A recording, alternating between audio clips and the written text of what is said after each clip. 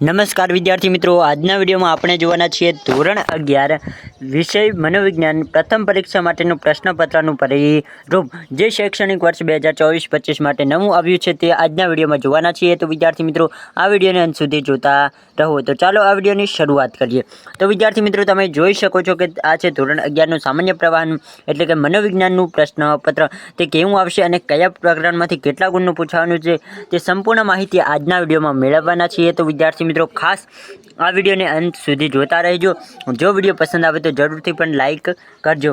તો સૌપ્રથમ હેતુલક્ષી પ્રશ્નો કેટલા પૂછાશે તો કે વિકલ્પ વિના 15 જોવા મળશે અને વિકલ્પ સાથે એટલે કે હેતુલક્ષી પ્રશ્નોમાં તમને વિકલ્પ જોવા મળતા નથી એટલે ટોટલ વિકલ્પો તમને 15 ગુણના જોવા મળશે। ટૂંક જવાબી પ્રશ્નો 5 હશે, વિકલ્પ સાથે 8 જોવા મળશે અને એમ કુલ 10 ગુણના એટલે કે આ 5 પ્રશ્નો 2 ગુણના હશે એટલે ટોટલ તમને 10 ગુણ આપવામાં આવશે। બીજા ટૂંક જવાબી પ્રશ્નો 5 હશે જે કુલ 8 પ્રશ્નો હશે તેમાંથી તમારે 5 જ લખવાના રહેશે, તેના તમને કુલ 15 ગુણ આપવામાં આવશે।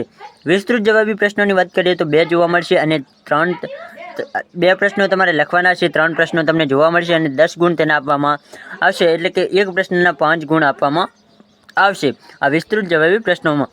આમ ટોટલ તમારા પ્રશ્નપત્રમાં 34 પ્રશ્નો હશે, તેમાંથી તમારે કોઈ પણ 27 પ્રશ્નો લખવાના રહેશે અને તેના ટોટલ તમને 50 ગુણ આપવામાં આવશે। તો વિદ્યાર્થી મિત્રો હવે જોઈએ કે કયા પ્રકરણમાંથી કેટલા ગુણનું પૂછવાનું છે જે તમારા માટે ખૂબ જ ઉપયોગી છે। તો કે મનોવિજ્ઞાન એક વિજ્ઞાન છે, આ પ્રકરણમાંથી એટલે કે પહેલા પ્રકરણમાંથી 13 ગુણનું પૂછવાનું છે। ખાસ વિદ્યાર્થી મિત્રો બહાર આપવાનો છે અભ્યાસ પદ્ધતિઓ જે પ્રકરણ 2 છે તેમાંથી 12 ગુણનું પૂછવાનું છે।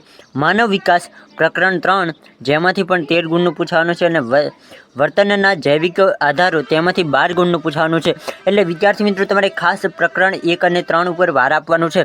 જે તમે માત્ર 2 પ્રકરણ સરખી રીતે કરો તો પણ તમારે 13 દુના 26 ગુણ આવી શકે છે। આમ 4 પ્રકરણમાંથી તમને ટોટલ 50 ગુણનું તમારું પ્રશ્નપત્ર જોવા મળશે।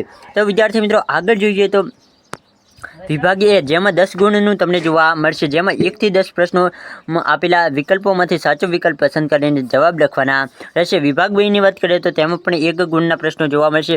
વિભાગ 2 કેટલા ગુણનો છે તો કે ટોટલ 5 ગુણનો તમને જોવા મળશે, જેમાં 11 થી 15 પ્રશ્નોના એક વાક્યમાં જવાબ લખવાના રહેશે। આગળ વાત કરીએ વિદ્યાર્થી મિત્રો તે પહેલાં તમને જણાવી દઉં કે જો તમારે આ સંપૂર્ણ પ્રશ્નપત્રના પરિરૂપની PDF જોઈતી હોય તો તમને ડિસ્ક્રિપ્શનમાં લિંક આપેલી છે, ત્યાંથી તમે ડાઉનલોડ કરી શકો છો।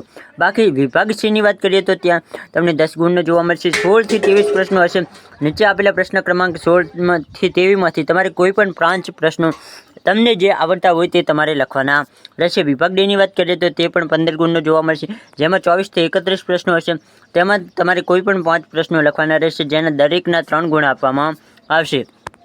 આગળ વાત કરીએ તો કે વિભાગ E તો કે વિભાગ E 10 ગુણનો હશે, જેમાં તમારે 32 થી 34 પ્રશ્નો હશે, તેમાં તમારે ટોટલ 2 પ્રશ્નો લખવાના રહેશે, દરેક પ્રશ્નના 5 ગુણ તમને આપવામાં આવશે। આમ ટોટલ તમારું પેપર 50 ગુણનું જોવા મળશે। તો વિદ્યાર્થી મિત્રો આ હોપ તમને વિડીયો પસંદ આવે છે, વિડીયો પસંદ આવે તો જરૂરથી લાઇક કરો અને આપણી આ YouTube ચેનલને સબસ્ક્રાઈબ કરો।